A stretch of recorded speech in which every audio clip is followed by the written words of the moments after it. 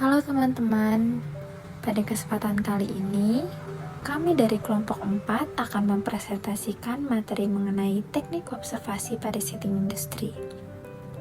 Di presentasi kali ini, kami akan membahas apa itu observasi dalam dunia industri, bagaimana tekniknya, contoh penerapannya, hingga manfaat observasi dalam meningkatkan produktivitas perusahaan. Sebelum masuk ke materi, izinkan kami memperkenalkan anggota kelompok kami.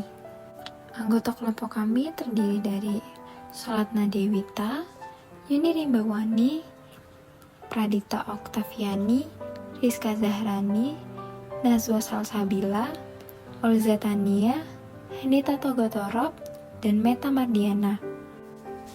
Seperti yang kita tahu bahwa saat ini dunia industri berkembang sangat cepat. Perusahaan dituntut bekerja lebih efektif, lebih efisien, dan memiliki produktivitas yang tinggi. Nah, untuk mengetahui apakah proses kerja sudah berjalan dengan baik, perusahaan perlu memahami bagaimana perilaku karyawan saat bekerja. Salah satu cara yang paling efektif adalah melalui observasi.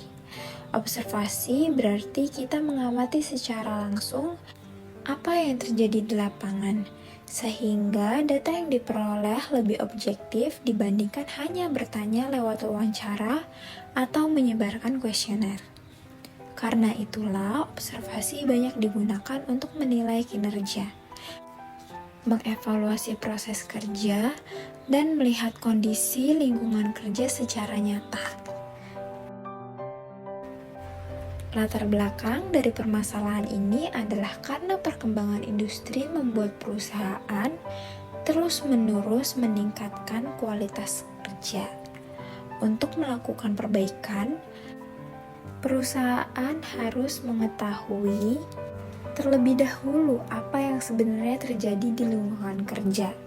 Melalui observasi, perusahaan dapat melihat misalnya bagaimana pola interaksi antar karyawan, apakah mereka mengikuti SOP, bagaimana mereka menghadapi tekanan pekerjaan, dan apakah ada hambatan dalam proses kerja. Jadi, keputusan perusahaan nantinya didasari pada kondisi nyata di lapangan, bukan hanya berdasarkan asumsi atau pendapat. Lalu, sebenarnya apa yang dimaksud observasi dalam setting industri? Observasi dalam setting industri adalah proses mengamati secara langsung bagaimana aktivitas yang terjadi di tempat kerja. Yang diamati bukan hanya perilaku individu, tetapi juga bagaimana mereka bekerja sama dalam organisasi. Misalnya, apakah karyawan menyelesaikan pekerjaan tepat waktu, bagaimana komunikasi antar rekan kerja, dan apakah mereka menjalankan prosedur kerja sesuai aturan. Dari hasil observasi tersebut, perusahaan dapat memperoleh gambaran nyata mengenai kondisi kerja.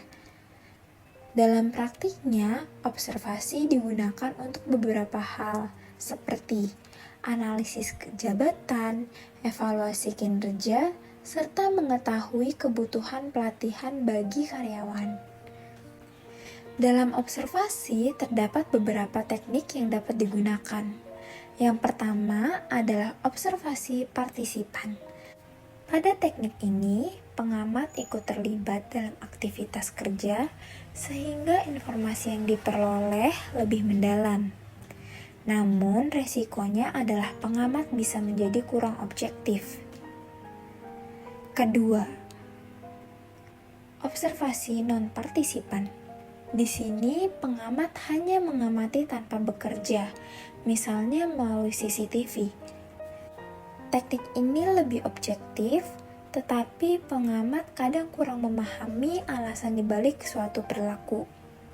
Selanjutnya ada observasi terstruktur, yaitu menggunakan format atau instrumen yang sudah disiapkan, sehingga data lebih terukur. Sedangkan Observasi tidak terstruktur lebih fleksibel karena pengamat bebas mencatat hal-hal yang dianggap penting. Terakhir, ada observasi kontinu, yaitu dilakukan terus-menerus, dan sampling, yaitu dilakukan pada waktu-waktu tertentu. Pada slide ini, kami mengambil contoh kasus di perusahaan General Trading. Saat ini, perusahaan trading mengalami perubahan dari sistem manual menjadi sistem digital, seperti e-procurement dan chat e-commerce. Tujuannya adalah proses pengadaan barang menjadi lebih cepat. Namun, perubahan ini memunculkan beberapa masalah. Misalnya, proses verifikasi stok yang masih sangat lambat, kesalahan penulisan spesifikasi barang, dan komunikasi yang tersebar di berbagai media sehingga sulit untuk dipantau. Untuk mengatasi hal tersebut, perusahaan menggunakan sistem pelaporan digital dan platform komunikasi seperti CRM atau WhatsApp Business, sehingga pekerjaan menjadi lebih terorganisir. Lalu, bagaimana observasi diterapkan? Pertama, mengamati perilaku konsumen. Misalnya, perusahaan memperhatikan kapan pelanggan biasanya melakukan pemesanan ulang, sehingga penawaran dapat disiapkan lebih cepat. Kedua, observasi terhadap kompetitor. Perusahaan memantau harga dan stok barang di pasar sehingga tetap mampu bersaing. Ketiga, observasi terhadap alur kinerja internal. Dari sini, perusahaan dapat menemukan hambatan dalam proses kerja. Contohnya, jika sering terjadi keterlambatan karena menunggu konfirmasi stok, maka perusahaan dapat membuat database supplier yang terintegrasi, efisien, ketepatan, dan produktivitas kerja.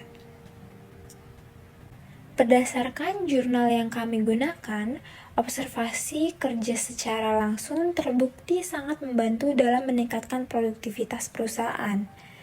Ada dua metode yang banyak digunakan. Yang pertama adalah time and motion study, yaitu mengukur waktu kerja dan mencari aktivitas yang tidak efisien. Yang kedua adalah work sampling, yaitu mengamati aktivitas kerja pada waktu-waktu tertentu untuk mengetahui bagaimana waktu digunakan oleh karyawan. Dari kedua metode tersebut, perusahaan dapat mengetahui aktivitas mana yang produktif dan mana yang perlu diperbaiki. Saat ini, observasi tidak lagi dilakukan secara manual. Perkembangan teknologi membuat proses observasi menjadi lebih mudah melalui software, sensor CCTV, bahkan teknologi berbasis AI. Dengan bantuan teknologi tersebut, perusahaan dapat memperoleh data yang lebih akurat, lebih cepat, dan mempermudah pengambilan keputusan. Selain itu, observasi juga membantu dalam analisis pekerjaan, evaluasi beban kerja, hingga perancangan sistem kerja yang lebih efektif. Sebagai penutup, dapat kami simpulkan bahwa observasi merupakan metode pengumpulan data yang dilakukan dengan mengamati perilaku secara langsung dan sistematis. Dalam setting industri, observasi memiliki peran yang penting karena membantu perusahaan memahami perilaku karyawan, mengevaluasi prosedur kerja, serta meningkatkan produktivitas organisasi. Walaupun observasi menghasilkan data yang lebih objektif, metode ini juga memiliki keterbatasan. Misalnya, adanya kemungkinan bias pengamat dan perubahan perilaku karyawan ketika mengetahui dirinya sedang diamati.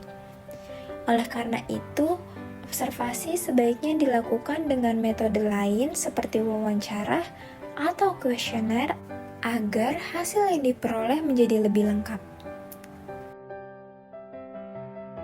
Demikian presentasi dari kelompok kami mengenai teknik observasi pada setting industri. Terima kasih atas perhatian teman-teman. Kurang lebihnya mohon maaf. Sampai jumpa.